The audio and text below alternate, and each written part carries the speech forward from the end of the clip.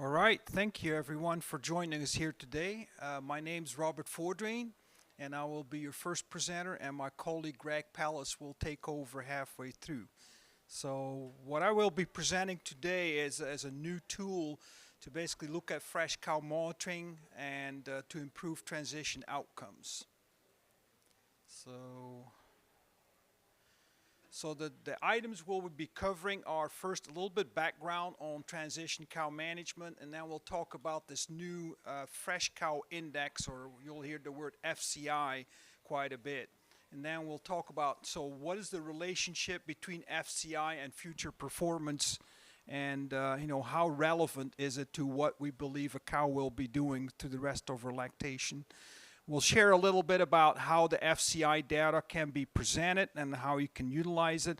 And then Greg will take over and show you some real life examples of dairy farms that we've monitored through this.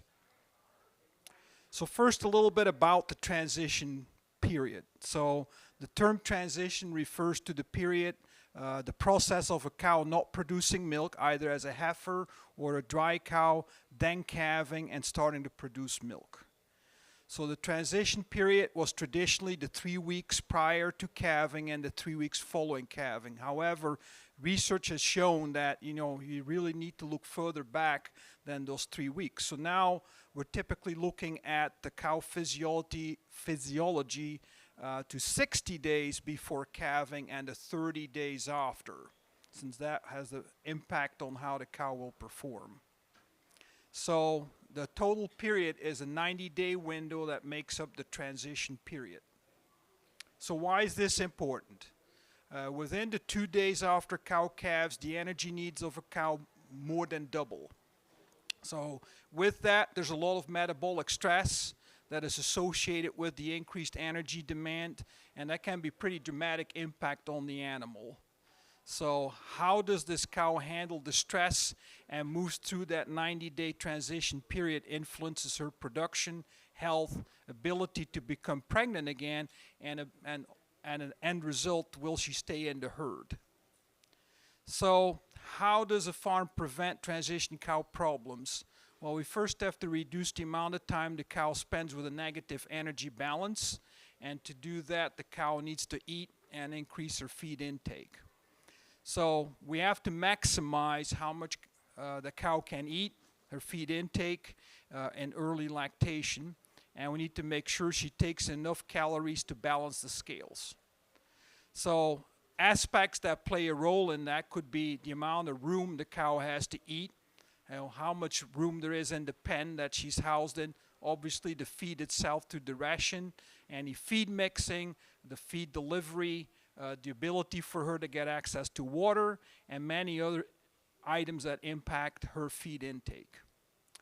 So how do you evaluate or analyze transition cow problems? So what we will talk about is one way of looking at it, but there's multiple things to look at. So the thing we will be covering is her predicted performance. What do we think this cow should be able to perform and produce versus what she actually did after she calved?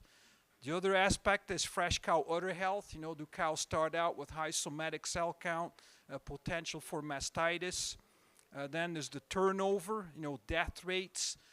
Some cows have a very rough start and die, and you like to minimize that. And then there's the dry period analysis, the 60 days prior to calving. How is that working? Are we getting cows managed well through that dry period?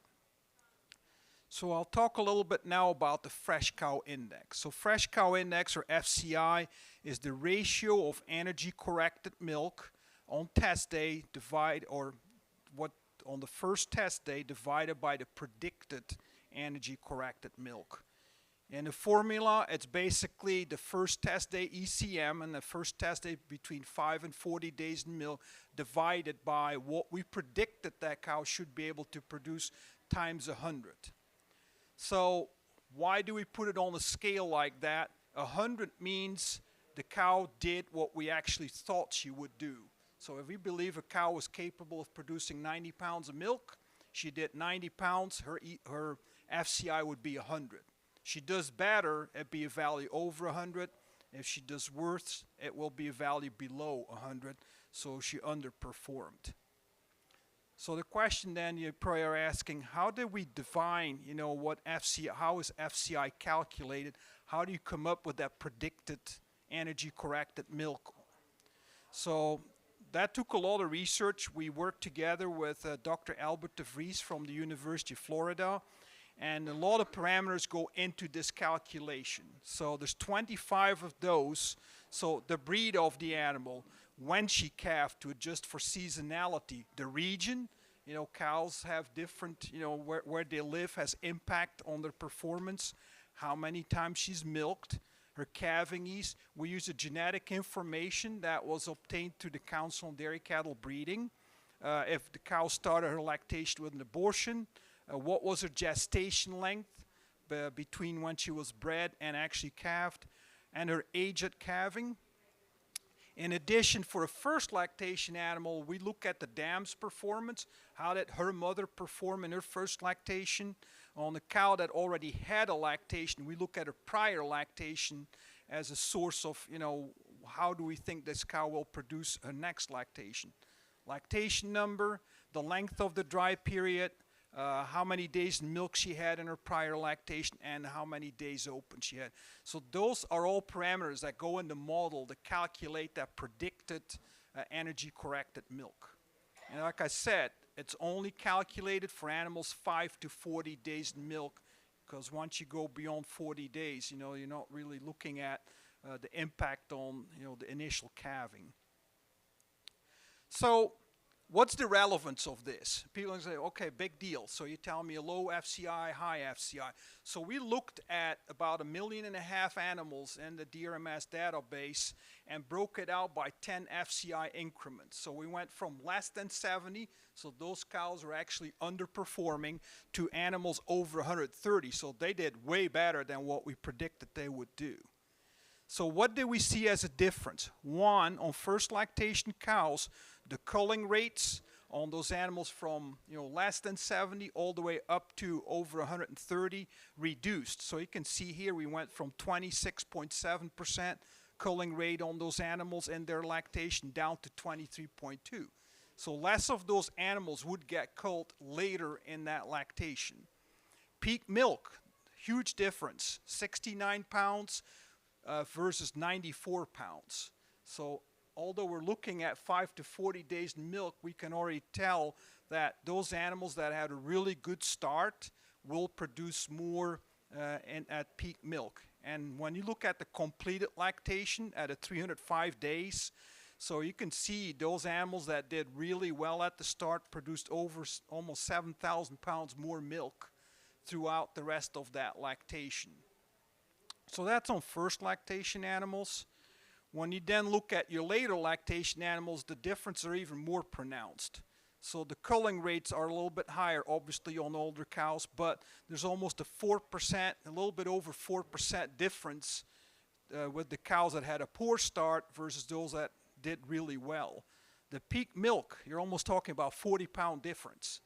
So, and then as far as the total lactation, we're looking at 23,000 up to 32, so even bigger difference of almost 9,000 pounds of milk more throughout the rest of that lactations for those cows that started out really well.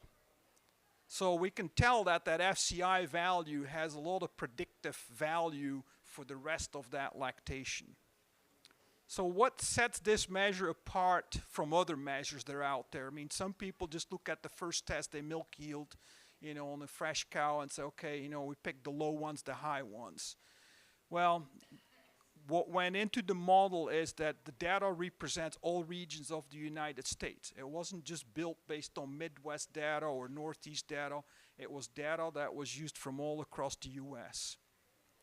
As I mentioned, that's a lot of data. So we used 1 million first lactation records and 2 million older lactation cows to come up with this predictive model. It works for first and older lactation cows. Most people would think, well, if all I can use it for is older lactation cows, what about my heifers? Because that's where a lot of decisions are made if that animal's going to continue in the herd or not. And what's really neat about this was that it uses genetic data, it uses obviously production data, it also uses reproduction data and calving information to come up with this prediction. So that's, you know, as far as we know, the most inclusive set of data that we have to calculate or develop this formula to predict the cow's future energy corrected milk. And then, you know, we know there's farms out there that are not paid on energy corrected milk, so there is a version that looks at milk only as well. So if you don't have components on your animals, we can still calculate this using the milk value only. So how do we look at it? So here's a couple examples of how this looks like for a farm. So we calculate, like I said, for each cow after calving her FCI value, and this graph shows you how we group it by month of calving. So we assume that all those animals that calved in that month went through the same management style. You know, they're going to have the same impacts by weather, housing, etc. So you can see, you know, the bar here represents the bottom is your 25th percentile, and the top of the bar is your 75th percentile. So when you rank all the animals, you know, from that calved in that month, from the lowest to the highest, you have the bottom 25, the top 25, and then you have the median in the middle. So the median is the black line. So the 50th cow is where the median is. So how do you interpret this? You basically look at how the bar moves around that red line. So if everything was great, these blocks would all be above that red line, which means over 100. But, you know, you're going to have some cows that do great. You're going to have some cows that don't do so well. But when you look at the bar, like here we have a period of time, you know, in earlier or later 2024 where it really dropped. So what happened with those animals that calved in this month? And then it picked back up and we did well, and then we had another drop.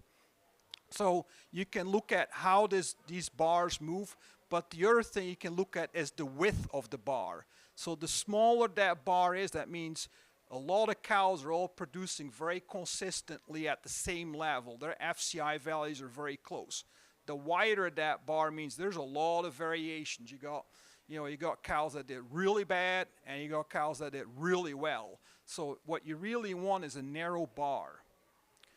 So that's how you can look at it over time. So, you know, every time we have new DHIA data, you know, this graph will get updated, and you can see the trend and talk to your nutritionist, your veterinarian, say, okay, what happened here or what happened here, and, you know, what did we do right, because it went a lot better the month after. If you want to look at the individual data, so, you know, there's other factors to consider when you start evaluating. So for each calving month, you get the counts. Then we have a lot of twinning, a lot of abortions that month. You know, what was the calving ease? Then we have a lot of cows with difficulty in calving. We look at gestation length. We look at, you know, short versus long, you know, somatic cell count. Then we have a lot of cows that started out with mastitis. So what does it mean? So this number here, that minus 17.9 for the month of August, what that tells me is if the cows that were below 100 FCI had performed at what we predicted they should be able to, we would have gained almost 18 pounds of milk per day. So that's a significant amount of opportunity to improve that transition cow management program. So you can see here in this column, you know, how much opportunity of improvement there is in any given month. We also have a way of looking at this on an annual basis. So instead of just looking at each month, at what does my program look like over the past, you know, 12 months. So there's an annual summary here, so you can look at, you know, what if my cows that had calved in the past month had been at 100 FCI or higher. So it gives you actual numbers here of what we believe you could have gained. So this line here on first lactation cows in this herd, we could have gained almost 5 pounds per day if these animals that were below had gone above 100. On our older lactation cows second, that number goes up to 8.6. and then on the third and greater, 11 pounds.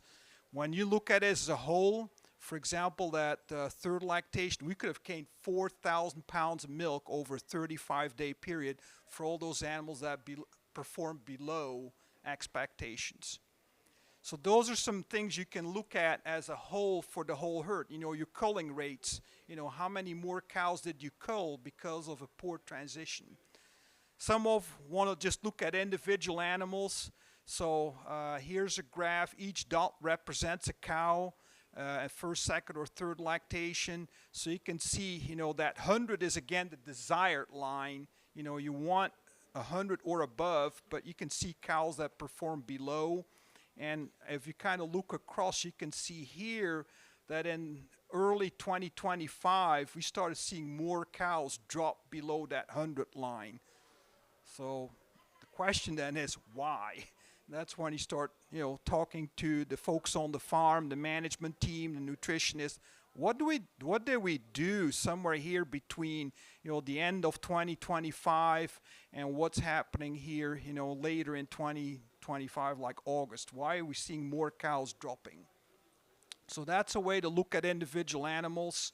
If you are interested in seeing the values on each cow, you can certainly pull that up. You know, it gives you what we believe the cow produced, you know, her milk yield, fat, protein, that's all DHIA data. And you can basically drill down on some of these low cows and find out why. So I'm going to turn it over now to Greg, who's going to show you some real life examples of how good versus, you know, a poor herd looks like. Thank you, Robert. Okay, so what we're going to look at today are we're going to compare two herds for Fresh Cow Index using Fresh Focus. So Fresh Focus is kind of the whole transition review using Dairy Depot.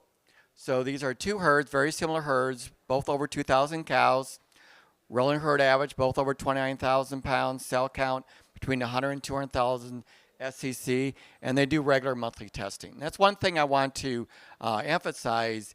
As Robert mentioned, this evaluating that first test between 5 and 40 days. So we do obviously encourage monthly testing in order to get that first test within that time frame. So let's look at our first herd. This herd is consistently at or above 100, so which indicates there's an excellent transition program is being implemented, minimal variation within calving groups, so everything looks really good on this particular herd. So as we look at some porting information, calving difficulty is normal, although slightly increased in the past few months, which may indicate why there's a slight drop in the FCI. So low percentage of short or long gestation lengths, so everything looks good there. Our average FCI is 100 or greater for each month. Cell count data is good with low infection rate and high cure rate. By cure rate, what we're doing, we're looking at the last tests for cell count of the cow's prior lactation and then her first test. So dry periods are also pretty normal. So this really kind of accentuates that high or value of FCI at 100 or above. Everything looks good, which complements that. So looking at some culling information, lactation 2 cows leaving the herd during the first 60 days are under 5%. Lactation 2 cows, the death rate is under 3%. For the entire herd is pretty low. So this information also complements that. So then let's look at this herd. So we're looking at lactation 2 here. On the first one is actually the third lactation. The herd is consistently below 100. Transition program is pretty much in question. And if you look at lactation 1, that's even worse. So we're trying to then kind of figure out, okay, what is unique about lactation 1? Well, I know this herd, and they are in expansion mode, and their lactation 1 cows are basically having to fight for bunk space with their older cows as well. So that's kind of why lactation 1 cows aren't performing as expected. So then let's look at the data The percent of difficult calving is higher compared to our prior herd. So higher percent of abnormal gestation lengths, a lot more longer and a lot more shorter ones than our prior herd. Cell count data is higher, infection rate above 10%, and a lower cure rate, if you look over to the far right. Dry period lengths, a lot of very short dry periods. This herd thought they would try doing 60-day dry periods on those lactation 1 cows when they dry off, and lactation 2 and greater are doing a 45-day dry periods. So when they calve in as lactation 3, this may be the reason why their FCI is so much lower. They really did not have that sufficient number of dry time. So in the end result is an FCI value below 100, indicating underperformance. So this kind of is, this graph or this chart here kind of explains why, or what some factors went into explaining why those low FCI values. All these things combined together just resulting in a low FCI value. So if we're looking at the culling information, lactation 1 cows leaving the herd during the first 60 days at sometimes are above 8% and higher percent died than our prior lactation or our prior herd. Lactation 2 cows are comparable, but as I mentioned, they are in expansion mode, so they are keeping cows around a little bit longer than what they may normally be culling. So let's look at this annual report comparison. Side by side, looking at our first herd and our second herd. So the predicted ECM in both herds are very similar. As we can tell that and both these herds are very similar as far as production goes. So the herd 1 FCI score is 100. If you can see over looking there, they're all 100 or very close to it. FCI score for herd 2 is lower, definitely underperforming, and that herd lactation 1 group is way underperforming. As we saw in that graph earlier as well, lactation 1 is really struggling. So herd 2 potential gain per cow per day is twice as much as herd 1. So they're leaving a lot of milk on the table, so to speak. So if we were to actually look at this herd and using a $20 milk price, herd 2 income potential, or the first 40 days of milk, could be about $400 per cow. So that's how much potential they would have if their fresh cow index would be at 100 or above, if their in transition program was a little bit better. So there's some monetary value there and that they need to look at. Herd 1 has a higher percent of cows with an FCI value above 100, which we had seen earlier, and herd 2 shows a much higher percent below 100. So if we're looking at this, so for those that we're looking at 42.8% on a lactation 1 cows in herd 1, and lactation 2 cows we're only barely looking at 7%. So vast difference in the fresh cow index on these two. So as we can see, we can kind of showed and can compare the fresh cow index. These graphs are part of the Dairy Depot section in our Herd HQ. So if you want to thank both Robert and I for having this opportunity to provide this information to you from DRMS. And at this time, we'll open it up for questions.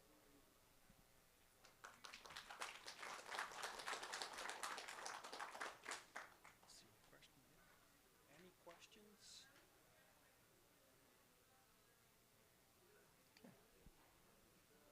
There you go.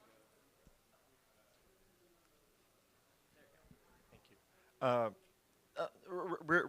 Really a nice tool here, Robert and Greg. And I was wondering, have you thought about having on your report screen like sort of a comparison against a contemporary group? So for example, you have the table where there's lots of numbers, right? And you have first, second, and third. Have you thought about something like where you might say, hey, compared to your herds of similar demographics, you're doing a great job on your first lactation animals. Maybe you have some opportunities in these couple of areas to improve, say for your older cows, like a way to maybe help highlight key points, because this is great information, but there's really a lot to look at, and I wonder if people might get lost a little bit. Yeah, kind of. We do have another tool complementing that. We have what we call milk metrics, and that does allow you to compare pretty much all of our management factors, and you can decide what read you want to do, what breed you want to do, what herd size you want to compare to. So we kind of complement the two. Obviously, if you're comparing full fresh cow index, the average should all be about 100, and that's what we have found. And so we just need to determine on a particular herd where those are. So hopefully those tables can address those. But yeah, it'd be great to know, okay, my percent infection was 46%. What is the average? You know, is this really low or this really high? So. I think to add to that, as you saw, there was a lot of presentation that's about distribution of cows. You know, I always like to use the analogy. So I got 2 feet here. I'm going to put my left feet in a bucket of ice cold frozen water. I could put my right foot in a bucket of boiling water. On average, John's going to feel pretty good, right? But neither one's going to feel pretty good. So you have to always be careful with averages. So as you saw here, we look a lot at distribution, like those bar graphs you saw on the chart. You know, the wider those things are, that means you got a lot of variability between your cows. If we did the average, it might say, hey, it looks pretty good. So, and I think the comparisons with what herds are doing, yes, we can compare averages. And like Greg said, we have another tool where you can do that, where you can look at what do I do this last month, the month before, the year ago. So you can look at your own changes, but you can also look at what did other herds do of similar size, breed, you know, region. So, you know, sometimes the weather's bad. I mean, we showed this to a herd in Pennsylvania. So, we had a rotten summer. It was wet, and, you know, we had problems. So you could see the bar going down. It was like, yeah, we just had, you know, weather issues, and cows had a hard time transitioning. But I caution people, don't always look at averages when you look at numbers. Look at the distribution of those numbers. Thank you. Thank you. Great presentation. Asad reporter from Isomark. Do you hear me? A little closer. Have you included or looked at the effect of negative energy balance due to ketosis? And if so, could you please elaborate on that one on your scores? Sure. So right now it does not include any type of health information. That we do have health information on some of the cows. The problem is that, you know, we have 25 variables already included. So if we say, okay, we want to include, you know, if a cow had, you know, a DA, you know, ketosis at the start, we'll probably knock down the number of animals we can calculate this for.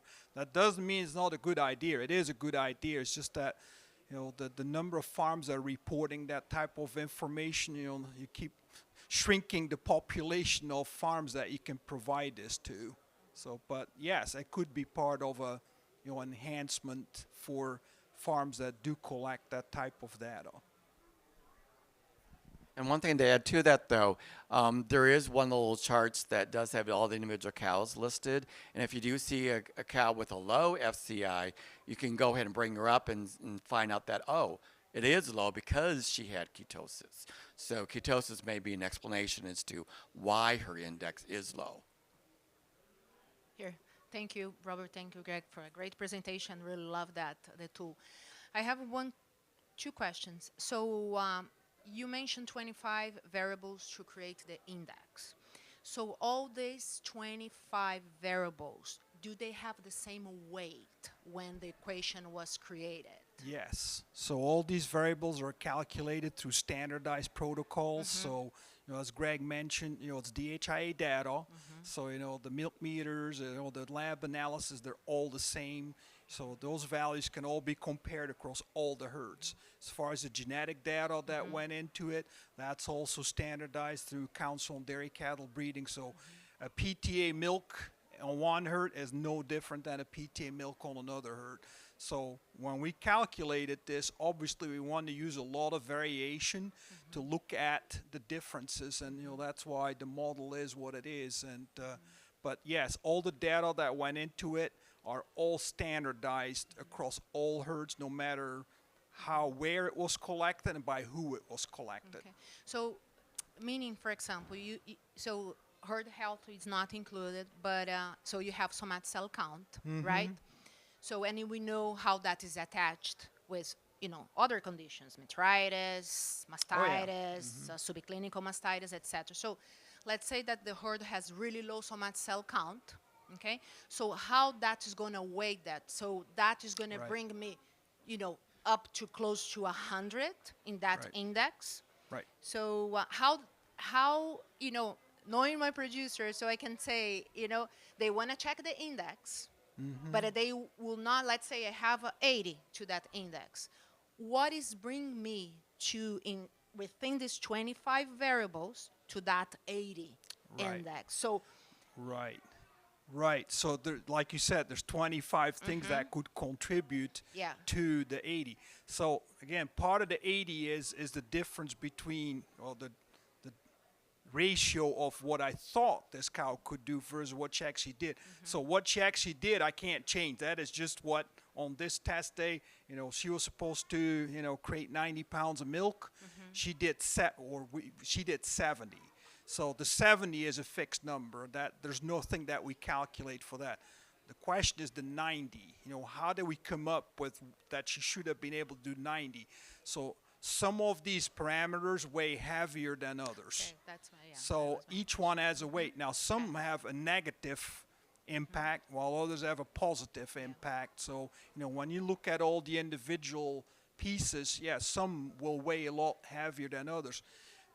We actually have two different models, one for the first lactation cows and then the older lactation, because we don't have the same data on those first lactation cows as you would on older lactation. So, if I know that this cow produced 30,000 pounds in their prior lactation, that's really good information. On the first lactation cows, the best I can give you is what her dam did and what her genetic potential is. So, but as Greg was showing, so what are those factors that might have caused this value to be low? And that's when, you look at that supporting data, like, was it a short gestation length? Was it a short dry period? So when we showed that graph with all the dots of each cow, you can click on one of those dots and say, okay, what was going on with this cow? Maybe, we thought she was going to be a tremendous, genetic cow, but she really did not do very well. Okay, thank you. Yeah, thank you. I want to point out one thing. I mentioned it briefly, but, a lot of people say, well, what's the big difference between me just looking at, I got two cows, one that at 90 pounds and one that's 70 pounds on that first test day. Who's the poor performer? Who's the poor performer? The 70-pound cow, right? So, but I can have with FCI actually that 70-pound cow perform better than that 90-pound cow, because we might have thought that 70-pound cow was only capable of producing 60 pounds, but she did better. Well, that 90-pound cow, we predicted she was supposed to do 110, and she only did 90. So it's how do we think that cow should produce versus what she actually did. And then you track, as I showed in the numbers, those cows that tend to do better than what we think they should do, they will end up doing better throughout the rest of that lactation. and less of those animals will end up getting killed. And I know in the example that Greg showed on that last slide, at the bottom you could see the culling rates on those two herds. There's a huge difference, and that's, when you look at the very start, those animals, are they going to be problem cows, recovery cows? So, and they do tend, more of those low FCI cows end up leaving. So,